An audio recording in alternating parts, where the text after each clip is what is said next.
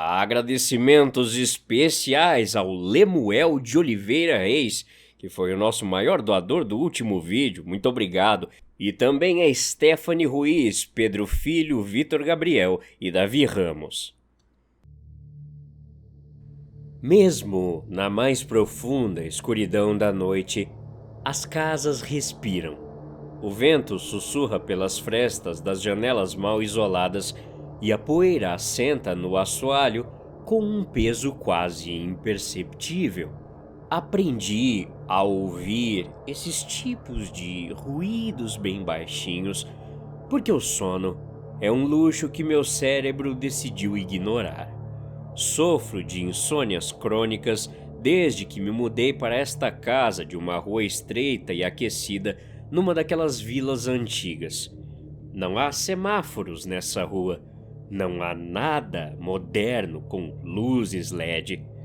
A casa é rústica, um corredor longo e estreito que liga o meu quarto aos fundos até a pesada porta principal de carvalho maciço na frente. É um lugar preso no tempo, sem fechaduras digitais, sem ruídos digitais, apenas eu, as sombras e os sons físicos da matéria deteriorando-se lentamente. Foi exatamente na minha terceira semana morando ali, tentando me adaptar ao eco da minha própria respiração, que o som começou. Lembro-me perfeitamente da primeira noite. Era de madrugada. Sim, uma cidade movimentada parece que está tudo quieto. Imagina aqui onde eu moro. Parece que ela está em coma profundo. Eu estava deitado na minha cama de solteiro, olhando para as manchas de umidade no estuque do teto, ouvindo o som do velho relógio de parede que ficava na sala de estar. O som do tempo passando, sem que eu conseguisse apagar. E então, rompendo a barreira da rua deserta lá fora, surgiu um som sobreposto. Era um som arrastado, áspero, o atrito exato de algo rígido, mas com uma certa flexibilidade, raspando contra o cimento frio e irregular da calçada. Levantei um pouco a cabeça do travesseiro, apurando os ouvidos e estreitando os olhos no escuro. O som começava longe, no topo da rua inclinada, e vinha descendo, aproximando-se muito lentamente da minha casa.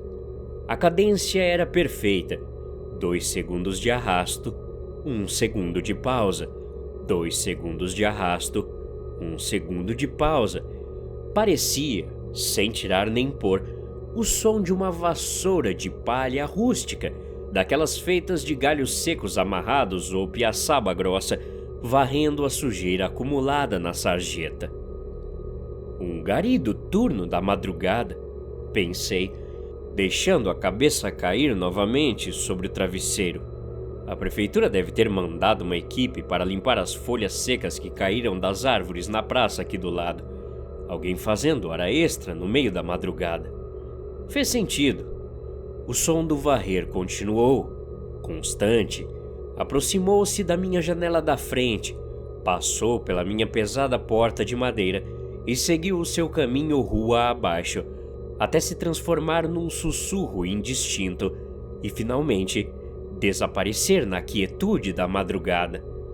Naquela noite, graças ao ritmo monótono daquele trabalhador invisível e solitário, eu consegui fechar os olhos e adormecer. O padrão se repetiu na segunda noite. 3 da madrugada em ponto. O mesmo som, a mesma aproximação lenta e arrastada, a mesma passagem pela frente da minha janela, o mesmo distanciamento ladeira abaixo. Tornou-se uma rotina bizarra.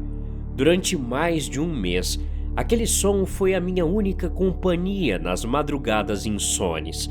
Nunca me levantei da cama para espiar pela fresta da janela. Não havia motivo para desconfiança.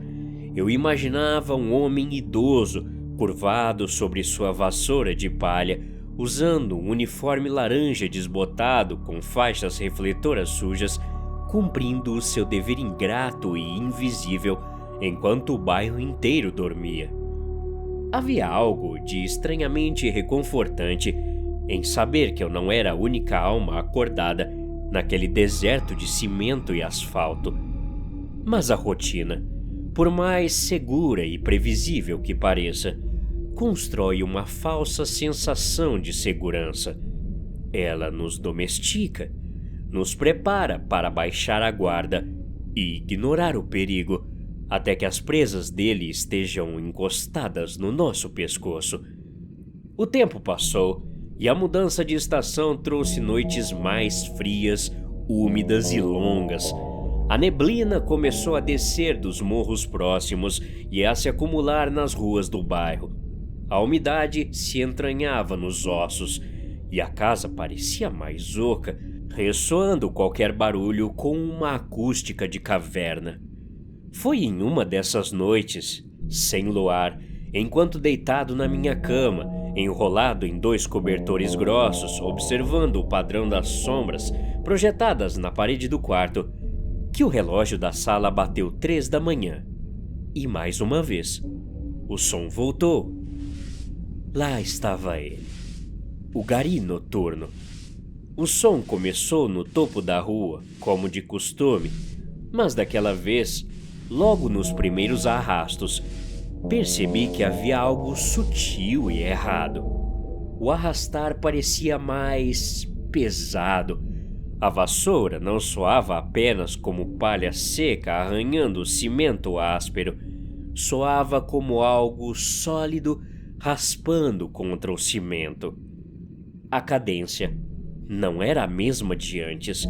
Faltava o ritmo constante de um trabalhador cansado que apenas balança os braços.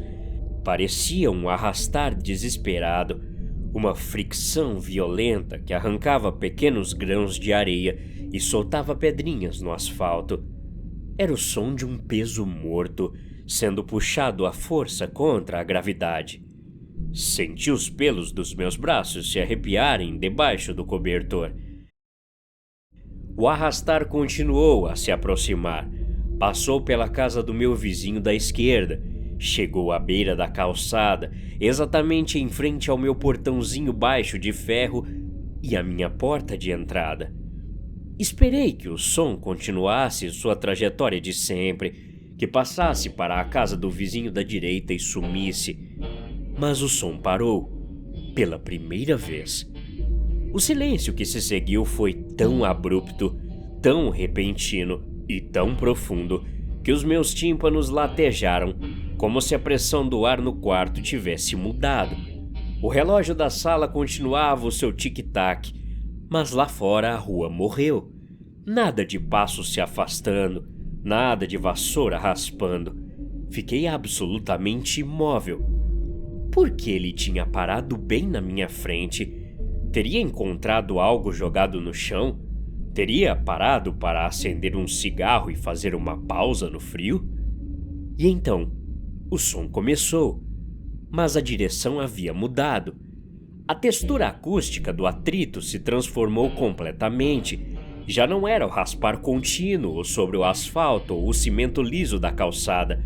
Era o som oco e doloroso de algo se arrastando sobre os 3 pequenos degraus que davam acesso à minha varanda estreita. 1 degrau, 2 degraus, 3 degraus. Meu corpo inteiro virou gelo. Uma onda de frio paralisante varreu minha espinha dorsal, travando minha respiração na garganta. Aquilo não era um gari limpando a via pública. O protocolo da prefeitura não manda varrer os degraus particulares das casas das pessoas às 3 da madrugada. O som agora estava na varanda. O atrito era sobre o piso de cerâmica áspera que ficava logo antes da minha porta de entrada. Alguém estava a apenas 6 ou 7 metros de distância da cama onde eu repousava, separado de mim apenas pelas paredes de tijolo e pelo corredor de tábuas de madeira. Eu não podia ficar deitado. Deslizei para fora da cama com a lentidão de uma sombra, cuidando para que o colchão de molas não fizesse o menor ruído. Coloquei os pés descalços sobre o piso de madeira fria. Sabia exatamente quais eram as ripas que rangiam sob pressão e quais as que suportavam o meu peso em silêncio absoluto. Eu havia mapeado aquele piso nas minhas longas noites de insônia. O som lá fora mudou mais uma vez, me fazendo paralisar no meio do quarto. A pessoa tinha chegado ao tapete de entrada, aquele capacho grosso de fibra de coco que ficava colado à base da minha porta. Caminhei pelo corredor escuro, mantendo as minhas costas coladas à parede de tijolos para evitar aplicar peso no centro das tábuas do piso, onde elas costumavam ceder e estalar. O escuro era quase impenetrável, mas a minha memória muscular me guiava com precisão. A porta da frente se agigantava no final do corredor, delineada apenas por uma fina fresta de luz amarelada da rua, que vazava por debaixo da madeira. Não havia olho mágico de vidro para espiar. A única forma de ver o que estava do lado de fora era, ironicamente, o buraco rústico e vazado da própria fechadura de ferro, situado logo abaixo da maçaneta. Parei a cerca de 2 metros da porta. O silêncio voltou. O arrastar no tapete parou. O que quer que estivesse lá fora encontrava-se a milímetros de distância da madeira. Prendi a respiração. Qualquer som seria como um farol apontando para a minha posição na noite. De repente, a porta estremeceu. Foi um impacto suave. Não foi uma pancada. Foi um peso morto se recostando contra a madeira pelo lado de fora. E depois, rasgando o silêncio, veio o som da respiração. O ar passava pelas frestas laterais do batente da porta e ecoava na entrada do meu corredor. Parecia o som de ar sendo espremido violentamente através de uma traqueia cheia de lodo e catarro. Um pulmão apodrecido, furado, tentando desesperadamente puxar o ar gelado da madrugada para dentro de si. A coisa estava farejando. Ela farejava a fresta debaixo da porta, farejava as dobradiças de metal, farejava o limite minúsculo entre o mundo exterior e o interior seguro da minha casa.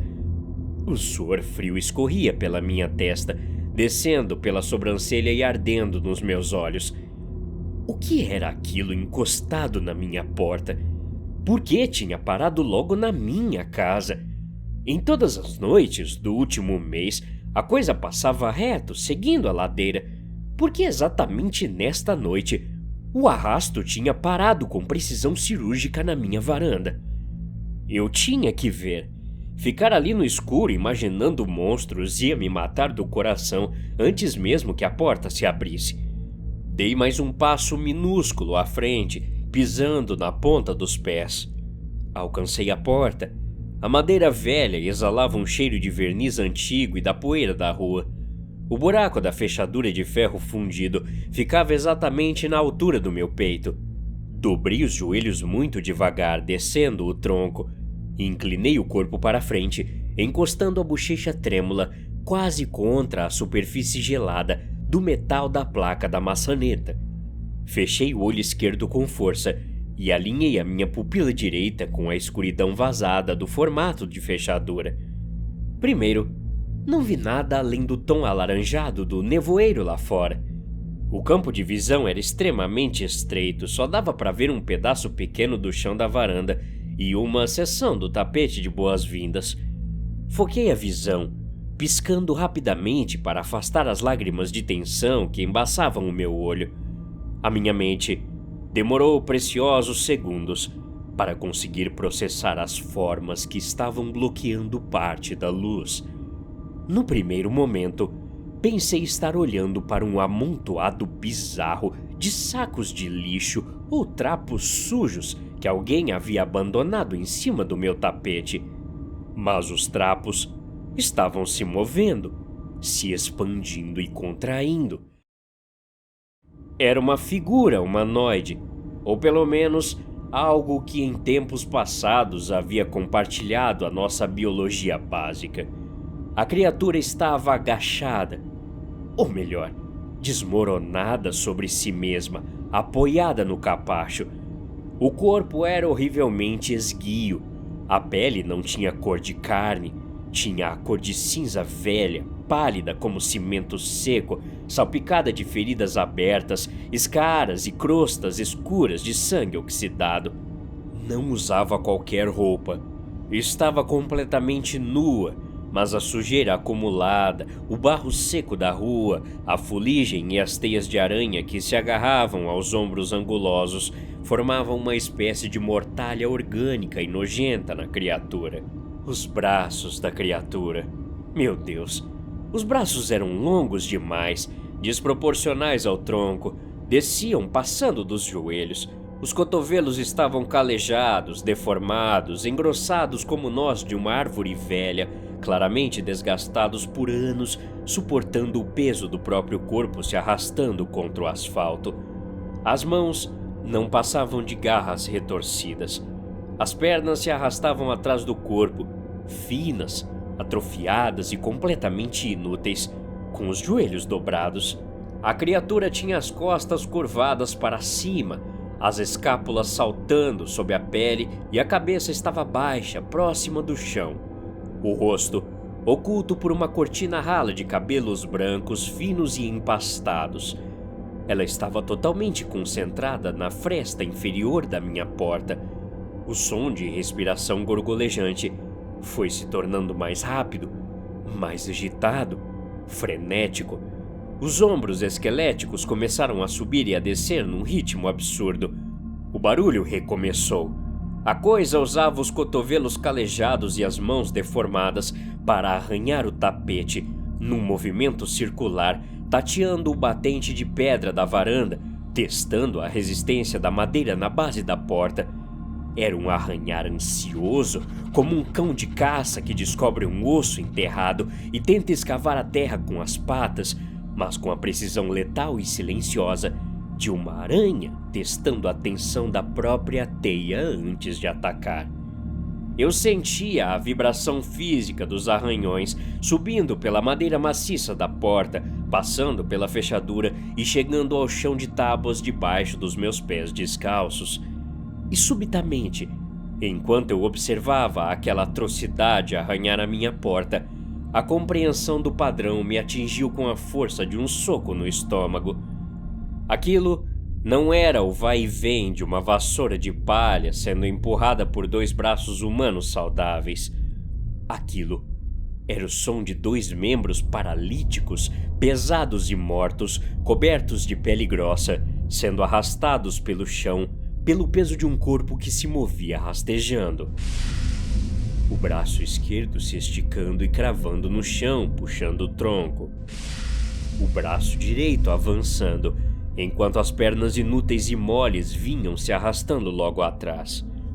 Refleti sobre todas as madrugadas em que estive acordado, deitado em segurança na minha cama, sofrendo com minha insônia maldita, ouvindo o arrastar constante rua abaixo.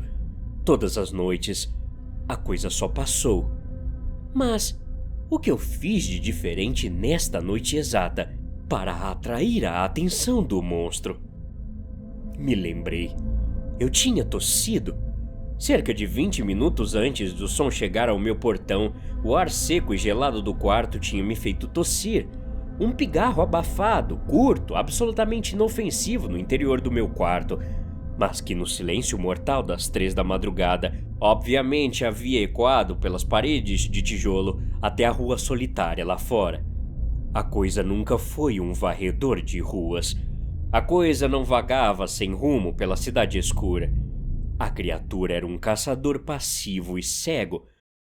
Arrastava-se quilômetros e quilômetros pelas calçadas geladas do bairro, raspando os ossos contra o cimento, cobrindo todo o seu território durante as horas mortas, com um único e macabro objetivo: encontrar os que têm insônia. Encontrar aqueles que estavam despertos no horário em que a biologia e a natureza ditavam que deviam estar inconscientes e sonhando. Ela farejava o medo. Ouvia as sinapses do cérebro acordado, ouvia os passos furtivos de quem levanta para ir à cozinha beber água, o ranger das molas das camas de quem se vira de um lado para o outro tentando dormir. E se ouvisse um som mínimo de vida vindo dentro de uma casa escura? Ela parava na porta. Se eu não fizesse mais nenhum som, absolutamente nenhum, talvez ela acabasse por desistir. Talvez assumisse que eu tinha voltado ao sono profundo e retomaria sua procissão penosa de arrastar ladeira abaixo. Continuei com o olho cravado no buraco da fechadura. A minha perna direita começou a tremer incontrolavelmente por causa da fadiga gerada pela posição semi-agachada. Meu joelho implorava por alívio.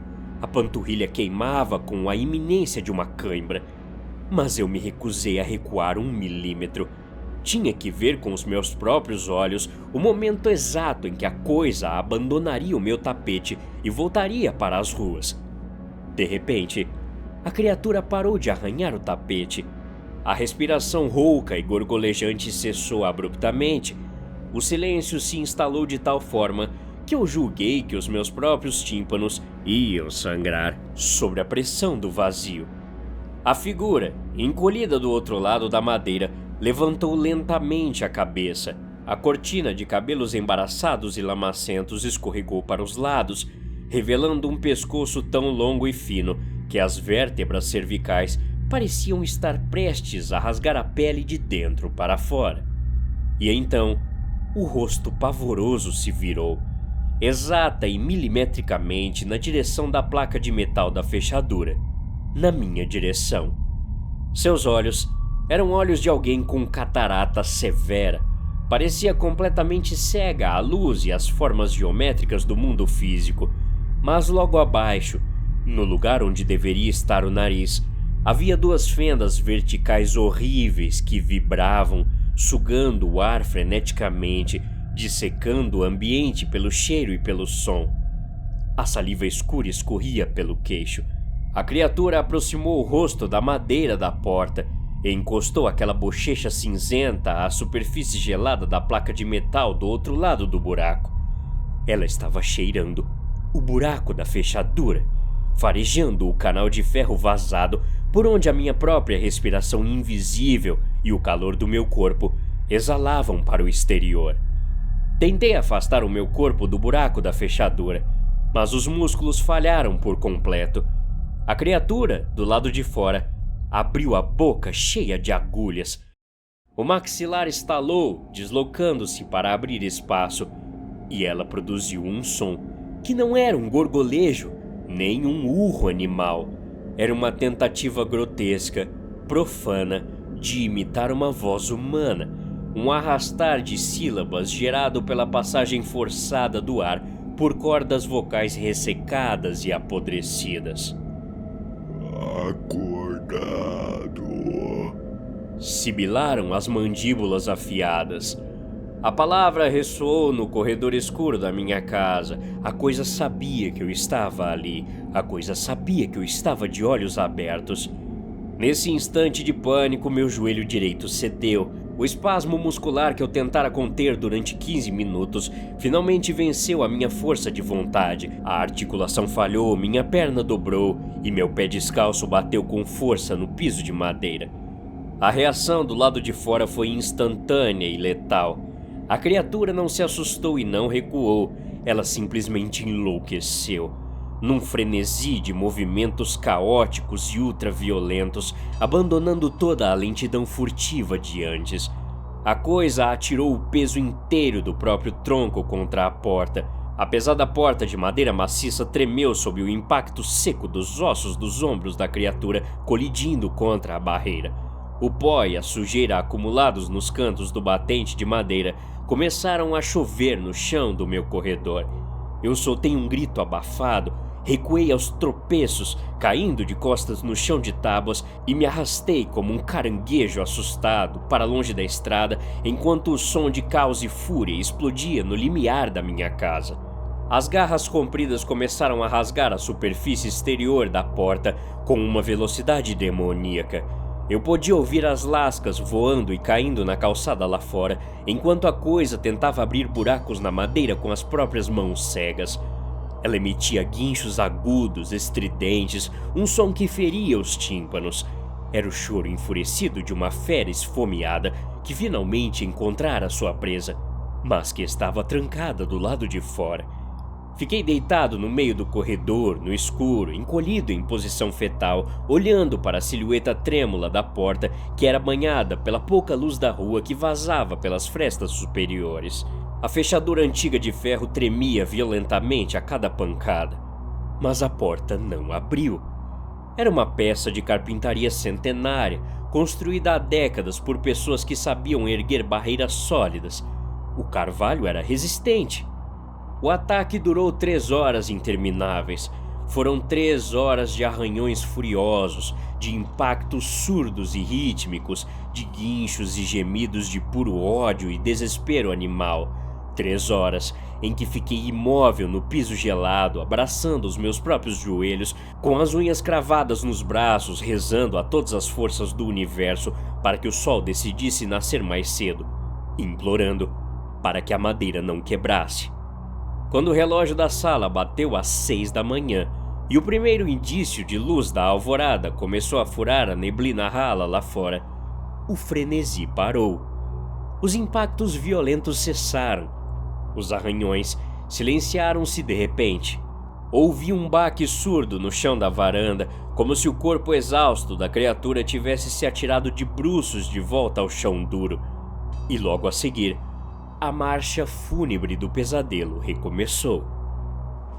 O som de arrastar, a marca registrada da criatura, o atrito dos ossos calejados e da carne podre contra o cimento frio. 2 segundos de arrasto, 1 segundo de pausa. O som foi diminuindo progressivamente, afastando-se da minha porta, descendo os degraus da varanda, regressando à sarjeta imunda e continuando o seu trajeto ladeira abaixo, até se fundir com os primeiros e tímidos murmúrios do despertar do bairro. O som de um caminhão ao longe, o latido de um cachorro de rua. Fiquei deitado no corredor até o sol estar forte e alto no céu, iluminando a casa por completo. Só quando ouvi o caminhão de lixo passar roncando na rua e os passos rápidos das pessoas caminhando na calçada em frente à minha casa, é que me atrevi a levantar as pernas dormentes e doloridas do chão de madeira. Aproximei-me da porta com o corpo inteiro tremendo. Com as mãos agarradas às paredes, destranquei a fechadura, puxei a maçaneta pesada e abri a porta devagar. A luz fria da manhã inundou o meu corredor.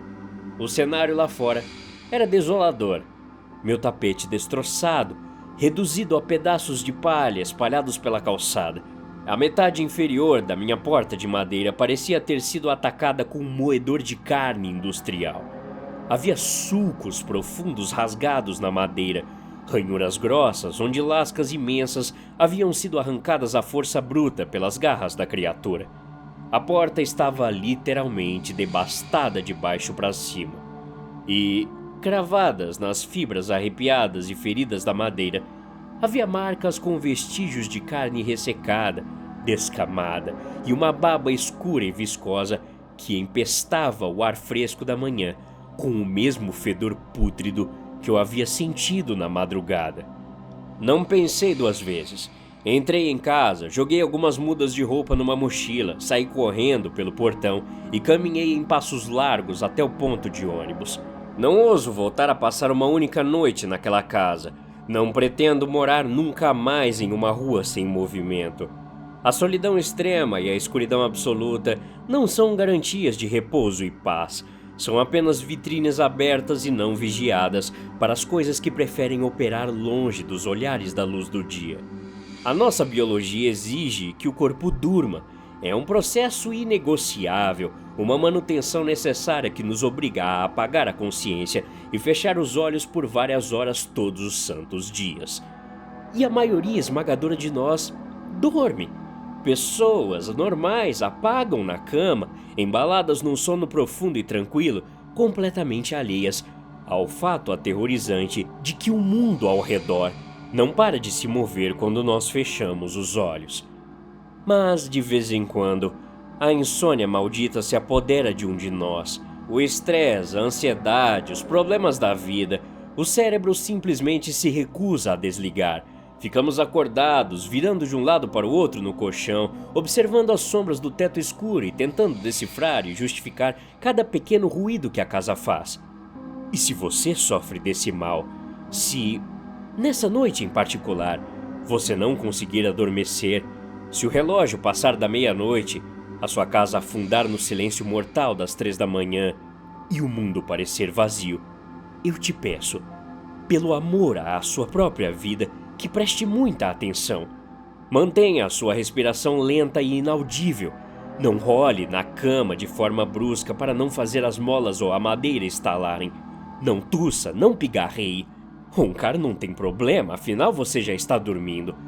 E se você ouvir um som vindo lá de fora, da calçada escura, um leve, que não se parece em nada com as folhas secas balançando nas árvores, ou o vento varrendo o asfalto, um som que se arrasta lentamente e raspa, parando de vez em quando apenas para farejar a noite à procura de algo vivo, não se levante da cama, em hipótese alguma, para ir até a janela espiar pela fresta da cortina.